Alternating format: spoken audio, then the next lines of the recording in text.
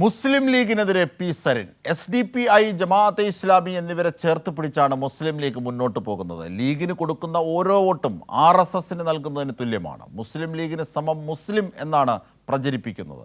BJPക്ക് സമം ഹിന്ദു എന്ന് BJPക്കാർ പ്രചരിപ്പിക്കും പോലെ RSSനും BJPക്കും വളരാനുള്ള സാഹചര്യം ലീഗ് ഒരുക്കി കൊടുക്കുന്നുവെന്നും പി സരിൻ. ഇപ്പോ ലീഗിന് ഒറ്റയ്ക്ക് കൂട്ടിയാൽ കൂടൂലെന്ന് കണ്ടപ്പോ ഇടവും വലവും നിർത്താൻ രണ്ട് കൂട്ടരെ കൂടെ കൂട്ടിയിരിക്കുക. പേര് ജമാഅത്തെ ഇസ്ലാമി എന്നും SDPI എന്ന ഈ രണ്ട് സംഘടനകൾക്കും ആളെ കൂട്ടിക്കൊടുക്കുന്ന സ്വഭാവമാണ് ലീഗിനുള്ളത് എന്ന് കേരള ജനത തിരിച്ചറിഞ്ഞുകൊണ്ടിരിക്കുക. ലീഗ് അവനവന്റെ കുഴി തോണ്ടുകയാണ് എന്ന് തിരിച്ചറിയുന്നില്ല.